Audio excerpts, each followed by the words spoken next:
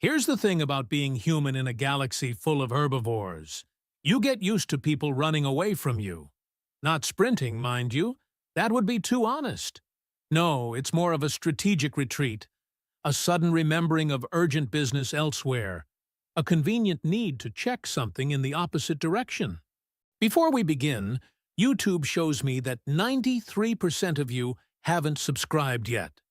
Subscribing is free, it really supports our community, and I'd love for you to be part of it. Also, drop a comment and let me know where you're watching from. Cameron had been working at the Galactic Naval Academy on Epsilon Prime for 8 months now, and he still couldn't smile at anyone without causing a minor evacuation. Not that he blamed them, really. When you've spent millions of years of evolution perfecting the art of not being eaten, and then some bipedal ape with forward-facing eyes and visible canines wanders into your space station, well, instinct doesn't care about interstellar peace treaties. Epsilon Prime was gorgeous. He'd give it that. The orbital station hung in the darkness like a crystalline flower, its rotating sections catching the light of the nearby star and throwing it back in prismatic waves. Inside, the architecture was all soaring ceilings and bioluminescent panels, designed to make the primarily prey-descended species feel safe and open. No dark corners, no hiding spots. Everything visible, everything safe. Except for the humans, of course. They were the monsters in the closet, even when they were just trying to fix the air filtration system. Cameron knelt in front of an access panel in Corridor 9B, his tool bag open beside him, running a diagnostic on the environmental controls. The air had been running cold in this section for 3 days, and Commander Romal had finally put in a work order. The commander was Chimrex, an insectoid species with compound eyes that reflected light in unsettling ways, and mandibles that clicked when he spoke. Funny how nobody ran from him, but Cameron couldn't eat lunch in the cafeteria without clearing 3 tables. Regulation adherence is paramount, Romal had said that morning, his translator rendering his clicks and chittering into flat, emotionless Standard Galactic. The Brennal delegation arrives in 6 hours. All systems must be optimal. The Brennal. Now that was interesting. Cameron had heard rumors about them for weeks. They were one of the only predator species in the Galactic Council, and even then, they were barely tolerated. Lion-like, proud, and apparently sophisticated enough to have convinced the galaxy that they were civilized. The Academy was hosting them for some kind of cultural exchange, which was either incredibly progressive or incredibly stupid, depending on who you asked. Cameron was betting on stupid, but then again, he was just the maintenance guy.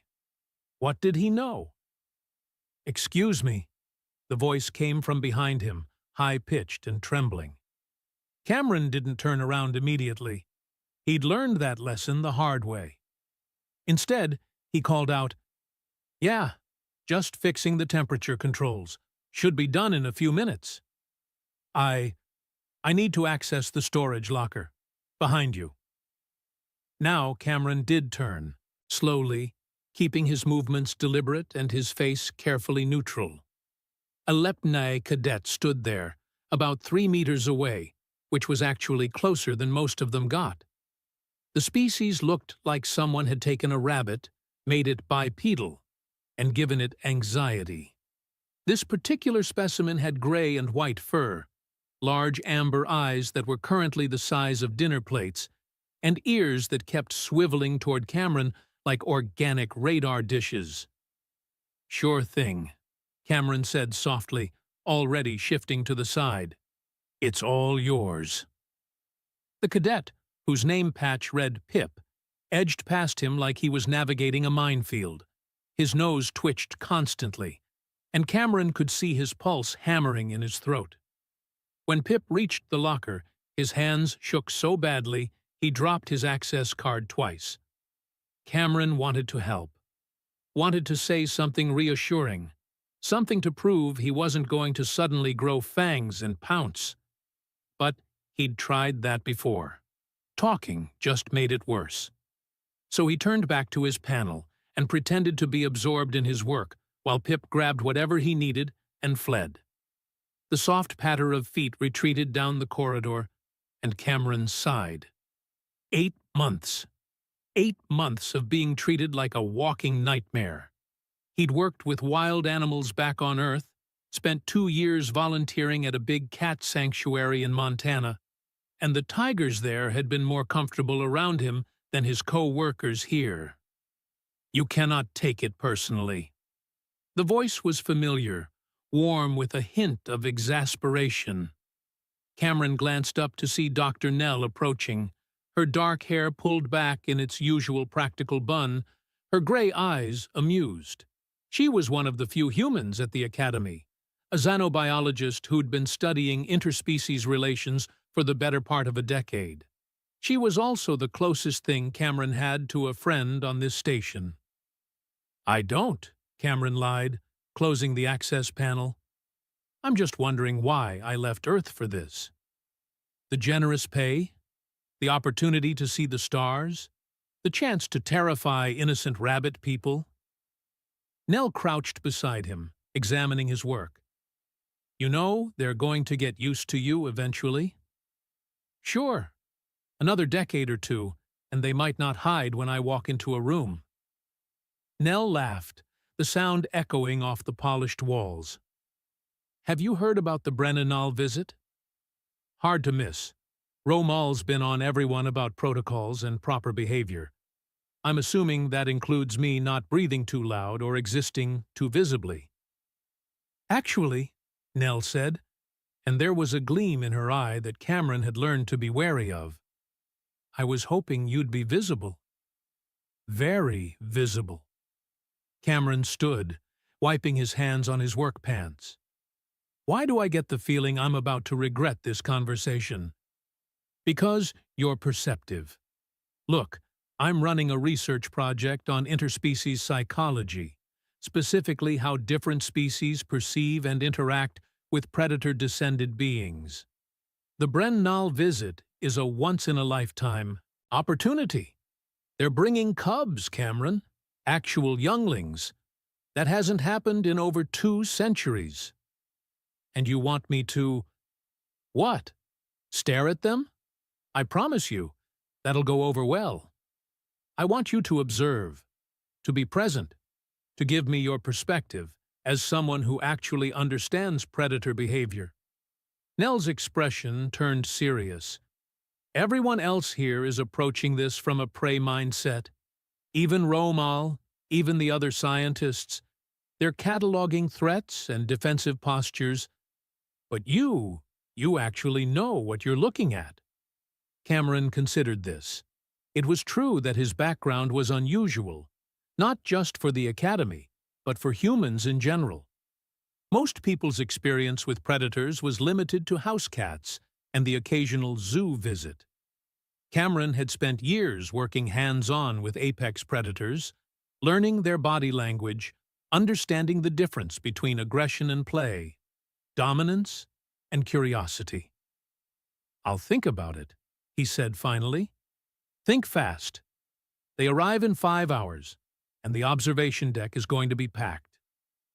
She left him there in the corridor, his tools scattered around him, and Cameron found himself genuinely curious, for the first time in months. Predators. Real ones, not just humans with their blunted instincts and grocery store meat. Maybe this wouldn't be so boring after all. 3 hours later, Cameron stood in the observation deck's maintenance alcove, supposedly checking the atmospheric processors, but actually watching the growing crowd. The deck was one of the largest open spaces on the station, with floor-to-ceiling transparent aluminum panels offering a view of the stars that made you feel like you were floating in the void. Under normal circumstances, it was peaceful. Today, it was chaos. Cadets from a dozen different species clustered in nervous groups, their instructors trying and failing to maintain order. Pip was there with 2 other cadets, Wex, a Corelli whose feathers kept ruffling in agitation, and Soren, a Milvus with the graceful build of a deer and the worried expression of someone who'd rather be anywhere else. "I heard they have claws as long as your arm," Wex was saying, his translator giving his chirps a nervous edge. "I heard they eat live prey," Soren added, her hooves clicking on the deck plating as she shifted her weight. "They're civilized," Pip said, but he didn't sound convinced. "The council vouched for them.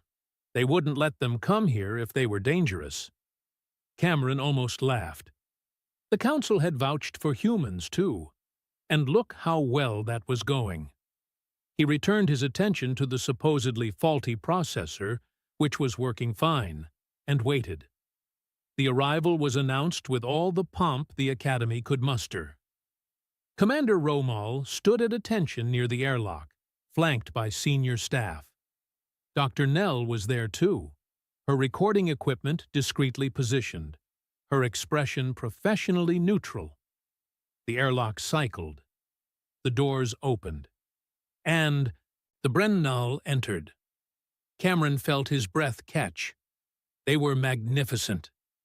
Easily 2.5 meters tall, bipedal but with a grace that suggested they could drop to all fours in an instant. Their fur was a deep tawny gold, marked with darker stripes across their shoulders and back. Manes, thick and luxurious, framed faces that were simultaneously alien and achingly familiar. They had the same forward-facing eyes as humans, the same focused gaze, but their features were distinctly feline, with short muzzles and mobile ears that swiveled constantly, tracking every sound. The two adults wore formal attire, flowing robes that managed to look dignified despite being designed for a non-humanoid frame. The male, whose translator identified him as Envoy Sharek, moved with casual confidence. The female, Envoy Maris, was slightly smaller, but radiated the same self-assured power. And between them, barely reaching their waists, was a cub. Grix, the translator supplied. He was all oversized paws and curious eyes, his mane just beginning to grow in tufts around his face. He looked around the observation deck with undisguised fascination, his tail swishing behind him. The cadets, predictably, had backed up about 5 meters. Even the instructors looked tense.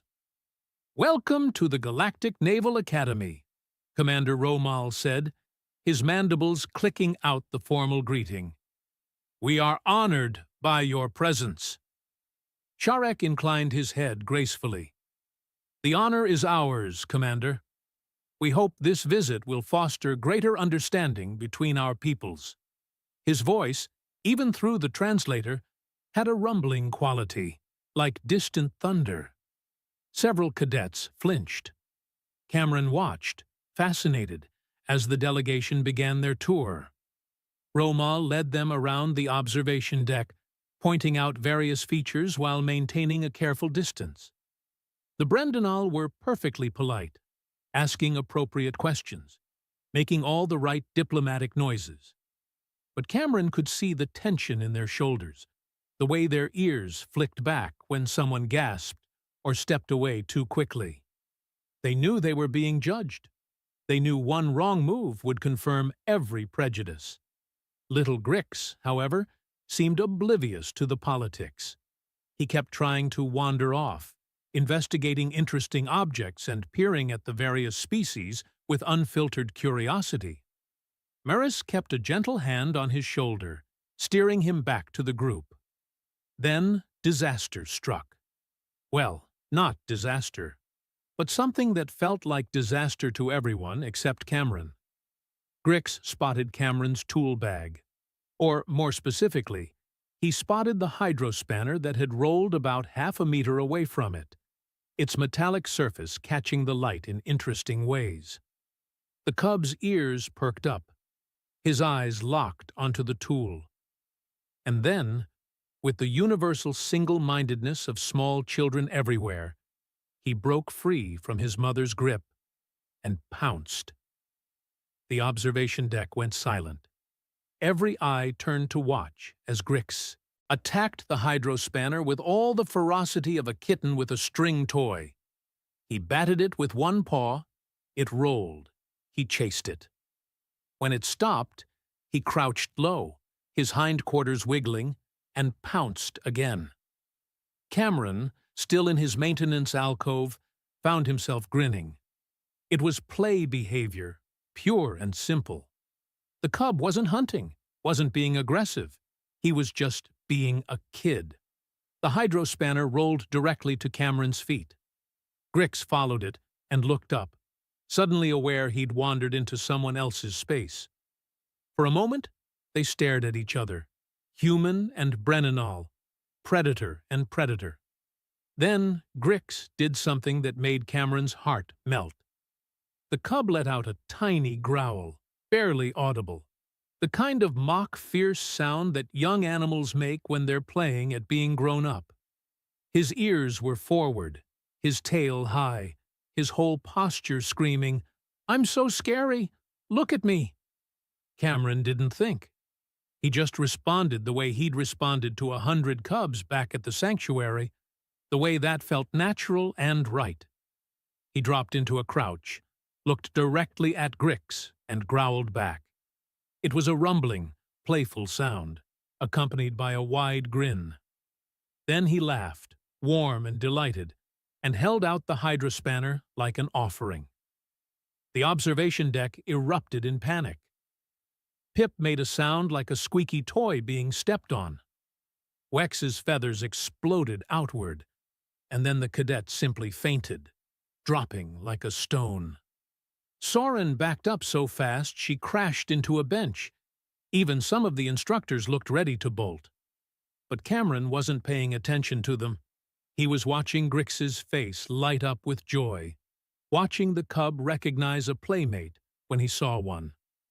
Grix pounced forward, not at Cameron, but at the tool, and Cameron let him have it, pulling his hand back at the last second. The cub grabbed the hydrospanner in his paws and rolled onto his back, wrestling with it triumphantly. Cameron sat down cross-legged on the deck, completely relaxed, and watched Grix play. After a moment, the cub brought the tool back and dropped it at Cameron's knee, his meaning clear, "Again!" So Cameron rolled it away gently, and Grix chased it, and the game continued, while approximately 50 sentient beings watched in frozen horror. "What?" Commander Romal said slowly, "is happening?" It was Maris who answered, and her voice was filled with something that might have been wonder. "He is playing. They are playing together." Sharek moved closer, his movements careful but not aggressive. Cameron glanced up at him, keeping his posture open and non-threatening, and the Brennanol envoy studied him with those intense golden eyes. "You are not afraid," Sharek said. It wasn't a question. "No," Cameron said simply. "Should I be?" "Most would be. Most are." Sharek gestured at the terrified cadets with one clawed hand. "You responded to my son's play invitation. That is unexpected. From a human. I worked with big cats on Earth," Cameron explained, keeping his voice low and calm while Grix continued his assault on the hydrospanner. "Tigers, lions, leopards. This isn't my first time reading predator body language." Miraeus joined her mate, and Cameron could see the surprise in her expression. "Earth has predators?" "Earth is full of predators. We're a death world, remember? Everything there is either trying to eat something else or trying not to be eaten.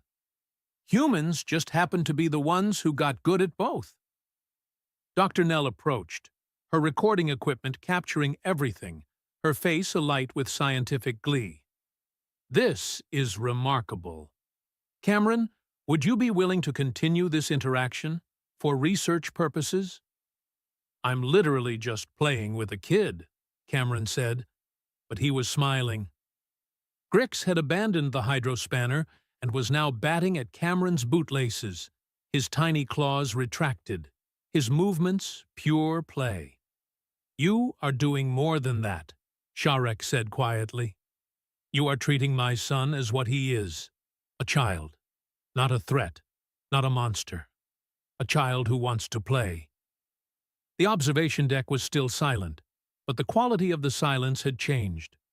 The terror was fading, replaced by confusion and cautious curiosity.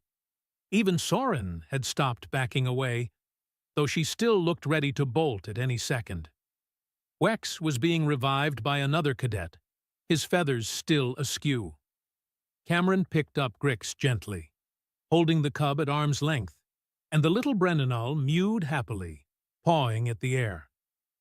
"He's adorable," Cameron said honestly. "How old is he?" "By your years, approximately 5, Maris said. She was purring, a deep thrumming sound. "He has never met anyone outside our species who was not afraid of him." "Well," Cameron said, setting Grix down and watching the cub immediately pounce on his tool bag, "that seems like a problem we should fix." And just like that, standing in the observation deck of the Galactic Naval Academy, with a Brennal cub destroying his equipment and a crowd of terrified aliens watching his every move, Cameron realized that maybe, just maybe, this assignment was about to get interesting. The next 20 minutes were possibly the strangest of Cameron's life, and he'd once had to explain to a Centaurian diplomat why humans kept carnivorous animals as pets. Grix had decided, with the absolute certainty that only small children possess, that Cameron was his new best friend. The cub refused to leave his side, climbing onto his lap, batting at his hands, and making little chirping sounds that were probably the Brennal equivalent of delighted laughter. Cameron, for his part, played along, doing the same things he'd done with cubs back home. Gentle wrestling, pretend biting, exaggerated reactions to Grix's attacks. The cadets watched like they were witnessing some kind of supernatural event. Pip had inched closer, his nose twitching overtime, clearly torn between curiosity and self-preservation. Soren remained at a safe distance, but at least she'd stopped looking, like she might faint. Wex had recovered consciousness but refused to stand up, choosing instead to observe from the safety of the floor. "This is unprecedented," Commander Romal said, his mandibles clicking rapidly in what Cameron had learned was agitation. "The protocols did not account for this scenario." "Maybe that's the problem with your protocols," Cameron said mildly, scratching behind Grix's ears the way the cub was clearly begging for. "You're so worried about what could go wrong that you forget to notice when things go right." Dr. Nell was practically vibrating with excitement, her equipment recording every angle. "The behavioral markers are fascinating. Cameron, you're using the same dominance-submission signals that adult Brennanal would use, but in a play context. How did you know to do that?" "I didn't know," Cameron admitted. "It's just instinct. When a cub play bites, you let them, but you don't react like it hurts unless they're actually being too rough. When they pounce, you act surprised, but not scared. It's about teaching boundaries while still making it fun." Sharek knelt down to Cameron's level, an impressive sight given his size. Up close, the Brennal was even more imposing, all muscle and contained power. But his eyes were warm as he watched his son play. "You speak of teaching. This is what we do with our young. Play is how they learn to be part of the pride, how they understand their place in the world." "Same with human children," Cameron said. "We just forgot somewhere along the way that playing doesn't have to mean someone gets hurt." Maris sat down as well, creating a small circle of predators on the observation deck floor, while the rest of the station looked on in bewilderment. "You said Earth has many predator species. Do humans interact with them?" "Some humans do. I did. There are sanctuaries, rehabilitation centers, conservation programs. We study them, protect them, sometimes raise them when their parents can't. Cameron let Grix capture his hand, the cub's tiny teeth grazing his skin without breaking it. The thing about predators is that people think they're all rage and hunting instinct. But that's not true. Predators are smart. They're social. They play, they bond, they have families and rules and complicated relationships. They're not monsters. They're just survival specialists who happen to eat meat. The words hung in the air, and Cameron realized everyone was listening. Even the cadets had stopped whispering among themselves. Sharek's expression shifted into something Cameron couldn't quite read. That is what we have tried to tell the galaxy for generations, that we are more than our teeth and claws.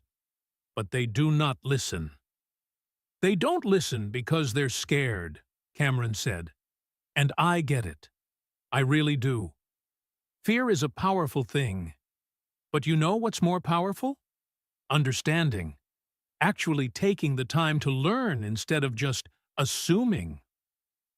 Grix chose that moment to sneeze directly in Cameron's face, then looked mortified in the way only small children can. Cameron burst out laughing, wiping his face with his sleeve, and the cub relaxed, chittering happily. "See?" Cameron said, grinning at the crowd. "Terrifying apex predator behavior right there. Everyone panic." To his surprise, Pip made a sound that might have been a laugh. It was nervous and cut off quickly, but it was there. Progress, Cameron thought. Tiny, microscopic progress, but progress nonetheless. Dr. Nell cleared her throat. "Cameron, how would you feel about a more formal demonstration? Something structured, controlled, where we could really show what predator-to-predator communication looks like?" Cameron looked at Grix, who was now trying to eat his watchband. He looked at Sharek and Maris, whose expressions were carefully neutral, but whose body language screamed hope. He looked at the crowd of terrified, fascinated cadets who were seeing their worldview crack open just a little bit. "Yeah," he said finally. "Yeah, I think I'd feel pretty good about that." The Academy's main gymnasium had been transformed into something between a scientific laboratory and a gladiatorial arena, which pretty much summed up everyone's expectations for what was about to happen. Cameron stood in the prep room, staring at his reflection in the polished metal wall and wondering if he'd made a terrible mistake. Through the transparent partition, he could see the gymnasium filling up with observers. Not just Academy personnel anymore, either. Word had spread through the station like wildfire, and now there were remote feeds set up, connecting to other stations, other planets. Apparently, watching a human interact with adult Brennal was must-see entertainment across the galaxy. No pressure or anything. "You do not have to do this," Maris said quietly. She'd insisted on speaking with him privately before the demonstration, and now she stood with her arms crossed, looking every inch the concerned parent. "If you are uncertain, if you feel unsafe, we will cancel. No one will think less of you." "I'm not worried about me," Cameron said honestly. "I'm worried about you. If this goes wrong, if people think I was threatened or attacked, it'll set your species back decades." Her ears flicked back, a sign of distress he was learning to recognize. "We have lived with that fear for a very long time. Every interaction, every diplomatic mission, every moment is a test we must pass perfectly or be condemned. It is exhausting." Cameron turned to face her fully. "Is that why you brought Grix? To show you're not monsters?" "Yes." The admission seemed to cost her something. "We thought if the galaxy could see our children, see that we raise them with love and care, that we teach them gentleness alongside strength, perhaps they would understand we are not the savage beasts they imagine. But even that has been difficult. Most species are too frightened to come near him. I noticed he's not out there right now. Sharek is watching him in our quarters. We thought it best, for this demonstration, to remove variables.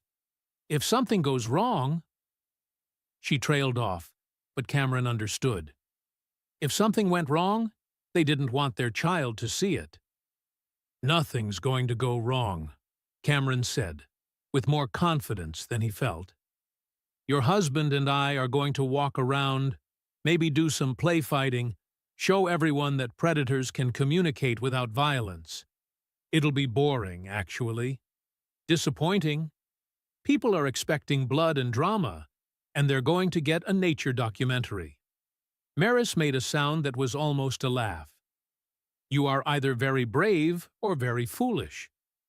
Can't it be both?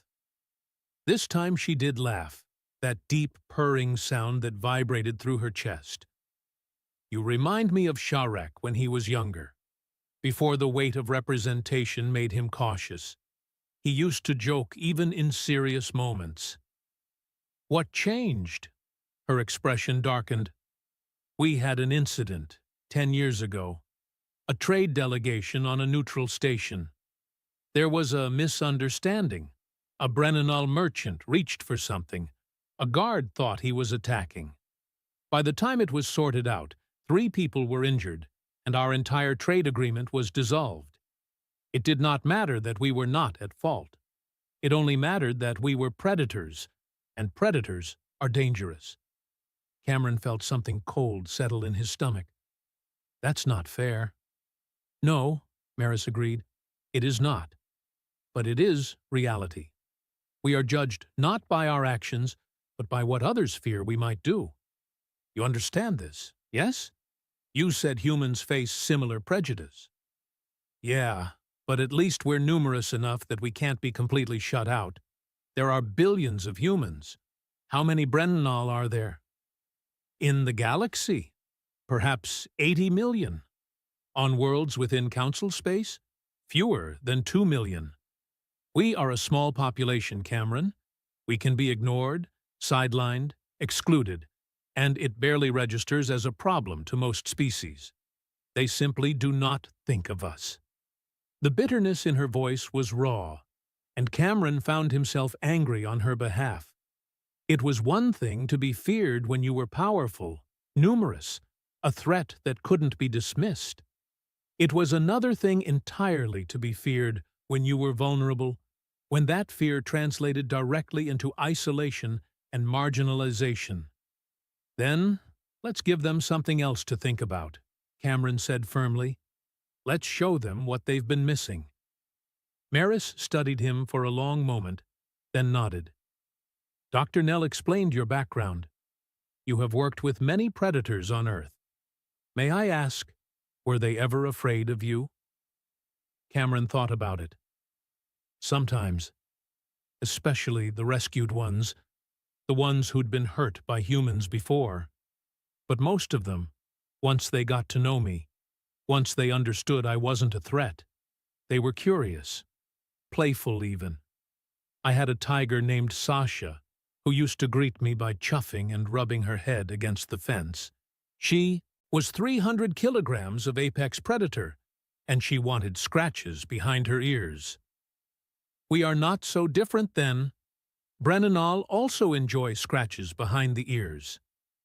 Maris's tone was light, but her eyes were serious. You see us, Cameron. Not as monsters or weapons or political complications, but as people. That is rarer than you know. Before Cameron could respond, Dr. Nell's voice came through the intercom. We're ready when you are. Cameron, Sharek is entering the gymnasium now. Cameron took a deep breath and stepped toward the door. Maris placed a hand on his shoulder, her claws retracted, her touch gentle. Thank you, she said quietly. Whatever happens, thank you for trying. The gymnasium was silent when Cameron walked in. Banks of recording equipment lined the walls, their lenses tracking his every movement. The observation gallery was packed, faces pressed against the transparent barriers. He spotted Pip in the front row, flanked by Soren and a now conscious Wex. Even Commander Romal was there, his compound eyes reflecting the harsh lights. Sharek stood in the center of the space, and Cameron was struck again by how magnificent the Brennal was. He'd removed his formal robes, revealing a physique that was all controlled power, muscle moving under fur like water. His mane was impressive, dark and thick, framing his face in a way that was both beautiful and intimidating. They'd agreed on the parameters beforehand: natural behavior, authentic interaction, no holding back. The whole point was to show what real predator-to-predator communication looked like, not some sanitized, safe version. Which meant Sharek was going to test Cameron, push him, see how he responded to actual dominance displays. Cameron walked forward, keeping his steps even and confident. He'd done this before, entering spaces with dangerous animals, and the key was never to show fear or aggression, just calm certainty. Sharek began to circle him, a slow, deliberate movement that made the crowd gasp. His tail lashed once, twice, and his eyes never left Cameron's face. It was a classic dominance behavior, establishing that this was his territory, his terms. Cameron turned with him, maintaining eye contact but not staring, keeping his shoulders relaxed. When Sharek moved closer, crowding into his personal space, Cameron held his ground but didn't push back. He was acknowledging the Brennal's dominance without showing submission, a delicate balance that required reading every tiny signal. Then Sharek growled. It was nothing like Grix's playful rumble. This was deep, resonant, a sound that Cameron felt in his bones. The kind of sound that said, very clearly, "I could end you." The crowd made collective sounds of alarm. Cameron heard someone shout for security, but Cameron had heard that growl before, or versions of it. He knew it wasn't a promise of violence. It was a question.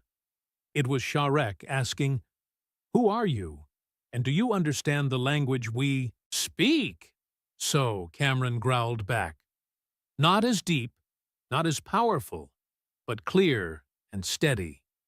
And in that growl, he packed everything he'd learned from years of working with predators: respect, acknowledgement, the understanding that this wasn't about fighting, but about communication. Sharek's ears flicked forward. His tail stopped lashing. And then, incredibly, he chuffed, the same greeting sound Cameron had described to Maris, the sound that meant recognition and acceptance. "You understand," Sharek said, his voice filled with wonder. "You actually understand." "Told you," Cameron said, grinning.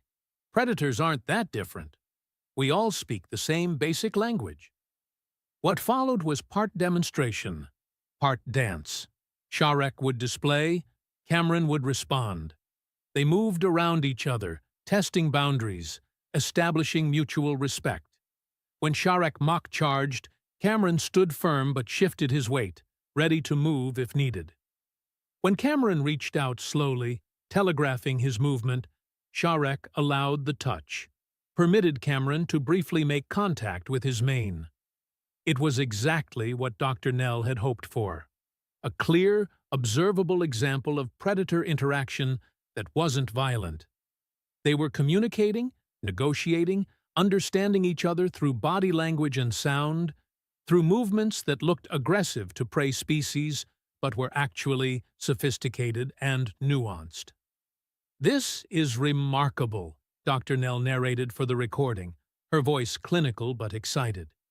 "What we're seeing is a complex exchange of dominance and submission signals, threat displays that are immediately de-escalated, territorial behavior that's being negotiated rather than fought over. Both subjects are using their predator instincts not to attack, but to communicate." Cameron was so focused on Sharek that he almost missed the sound from the observation gallery. It was Pip, the nervous Lepne cadet, speaking to Soren in a voice that carried in the quiet gymnasium. "They are not fighting," Pip said, wonder in his voice. "I thought, when predators met, they fought. But they are not fighting. They are talking." "Talking with growls," Soren replied, but she sounded less frightened now. "I did not know that was possible." "Neither did I," Wex added, his feathers finally settling back into their normal pattern. "Perhaps we have misunderstood much." Cameron caught Sharek's eye and saw the same hope there that he'd seen in Maris. This was working. Slowly, cautiously, it was actually working. They continued for another 10 minutes, and the demonstration was winding down to controlled sparring. Movements that looked dynamic, but were actually carefully choreographed, when everything went wrong. A shrill alarm cut through the gymnasium. Emergency lighting activated, bathing everything in harsh red. And somewhere in the confusion, somewhere in the sudden chaos of people moving and shouting, Cameron heard a sound that made his blood run cold. The high-pitched, terrified cry of a cub in distress. Cameron didn't think. Thinking was for people who had time, and right now, time was a luxury nobody had. The alarm was still wailing, people were shouting instructions that contradicted each other, and somewhere in the chaos, Grix was crying. Cameron bolted toward the sound, vaguely aware that Sharek was moving beside him, both of them operating on the same instinct: protect the young. They burst through the gymnasium doors into the corridor beyond, and Cameron's maintenance training kicked in immediately. The alarm pattern was specific. Hull breach protocol, Section 8, observation deck. The same deck where they'd met just hours ago. The same deck with the massive transparent aluminum panels and the beautiful view of space. The same deck that had an open maintenance shaft because Cameron hadn't finished his repairs. "No," Cameron breathed. And then he was running faster, his boots pounding on the deck plating, Sharek matching his pace stride for stride. They reached the observation deck in seconds that felt like hours. The scene was pandemonium. Maris was there, her claws fully extended, her mane bristled, looking more terrifying than Cameron had thought possible. Commander Romal was gesturing wildly at a control panel, and near the edge of the open maintenance shaft, barely visible in the emergency lighting, was a small golden form clinging to the edge. Grix had wandered during the demonstration, had gotten curious about the interesting machinery, had gone exploring, had gotten too close to a drop that went down 3 decks to the station's lower maintenance levels. The emergency barriers should have activated automatically, but of course, because the universe had a sense of humor, they'd malfunctioned. Probably the same system glitch Cameron had been trying to fix all day. The cub was holding on with his small paws, his claws scrambling for purchase on the smooth metal, and his face was pure terror. He was making sounds that broke Cameron's heart, calling for his parents in a language that needed no translation. "Grix!" Maris lunged forward, but Sharek caught her, held her back. "You are too large," he said, his voice strained but controlled. "You will not fit through the opening. You will knock him down trying to reach him." "Then what do we do?" Maris's voice cracked. "What do we do?" Cameron was already moving. He dropped to his stomach at the edge of the shaft, extending his arm down. His shoulders were narrower than the Brennal's, his frame smaller, his reach possibly just enough. "Grix!" he called, keeping his voice as calm as he could manage. "Hey, buddy, look at me. Look up here." The cub's eyes found his, wide and terrified, and so very young.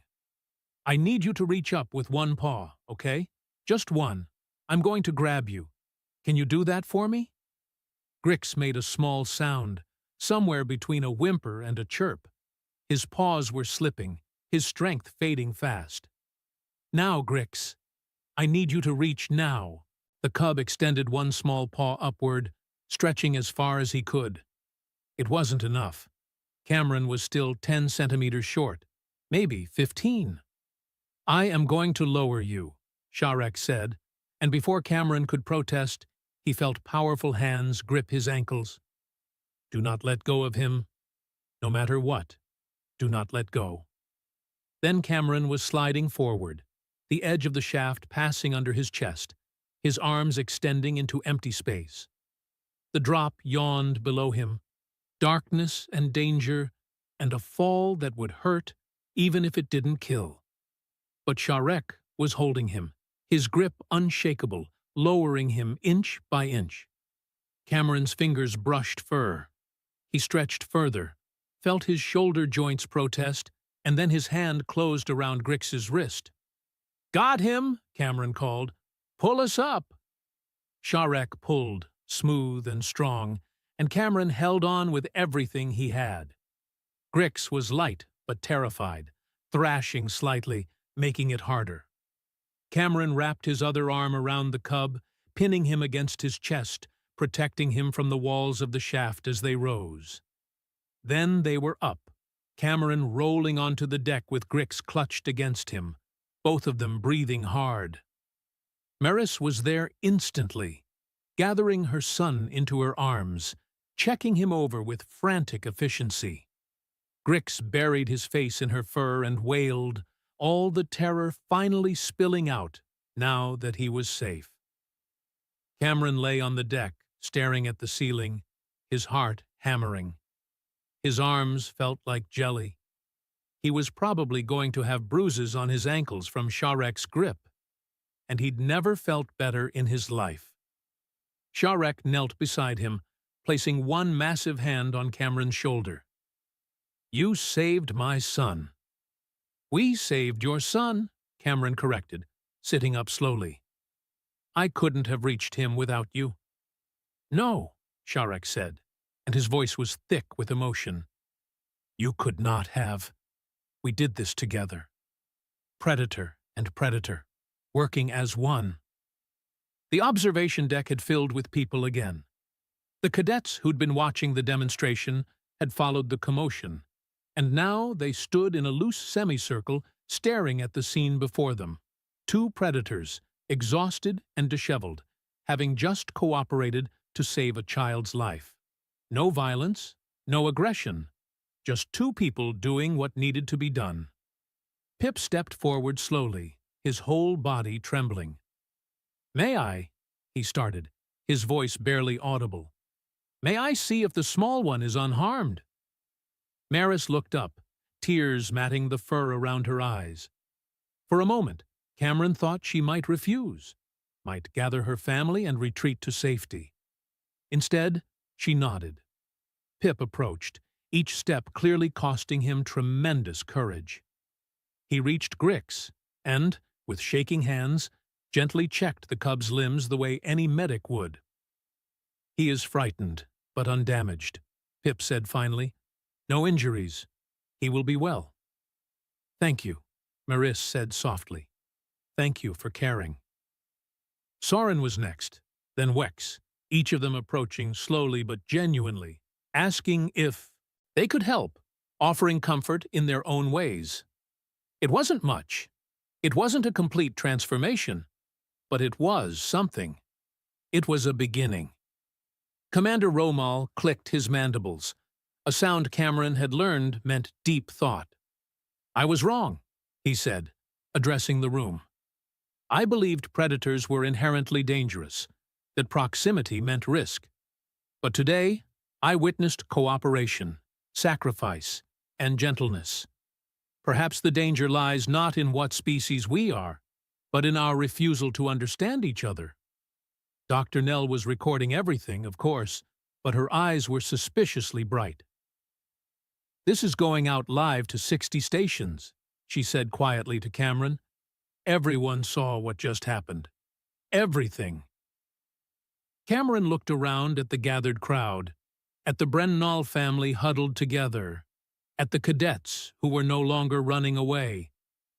He thought about Meritz's words, about being judged for what you might do instead of what you actually do. He thought about fear and understanding, about bridges built in moments of crisis. "Good," he said finally. "Let them see. Let them all see what happens when predators choose to protect instead of hunt." Grix had calmed down, still sniffling but no longer wailing. He peeked out from his mother's embrace and reached a small paw toward Cameron. Cameron took it gently, and the cub squeezed his fingers. "Uncle Cameron," Grix said, the translator rendering his chittering into something that made Cameron's chest tight. "You saved me." "Your dad saved you too," Cameron said. "We both did. That's what family does." Sharek's expression shifted into something Cameron couldn't quite name. "Family," he repeated slowly. "Yes, perhaps that is what we are becoming." 3 weeks later, Cameron stood in the same gymnasium where the demonstration had taken place. But the atmosphere was completely different. Instead of tense observation, there was laughter. Instead of fear, there was curiosity. Pip was on the floor, tentatively rolling a ball toward Grix, who pounced on it with delight. Soren watched from a careful distance, but no longer looked ready to bolt. Wex was actually taking notes, his scientific curiosity finally overcoming his survival instincts. The footage of the rescue had spread through the galaxy like wildfire. Suddenly, everyone wanted to talk about predator species, wanted to understand them, wanted to explore cooperation instead of segregation. It wasn't universal acceptance, not by a long shot. There were still plenty of species who watched the videos and saw only danger. But enough people had seen something else, something worth pursuing. Cameron's communication device chimed. A message from a species he'd never heard of, the Orn-Lee, requesting a meeting. They were predators too, apparently. Isolated on their homeworld for generations, afraid to join the galactic community because of what they were. They'd seen the videos. They wanted to talk. Dr. Nell appeared beside him, reading over his shoulder. "You know you're becoming a celebrity, right? The human who speaks predator. They're calling you the bridge builder on some stations." "That's ridiculous," Cameron said, but he was smiling. "I just played with a kid." "You did more than that, and you know it." Nell nodded toward the floor, where Grix had successfully convinced Pip to chase him in a gentle game of tag. "You showed the galaxy that what we fear isn't always what we think it is.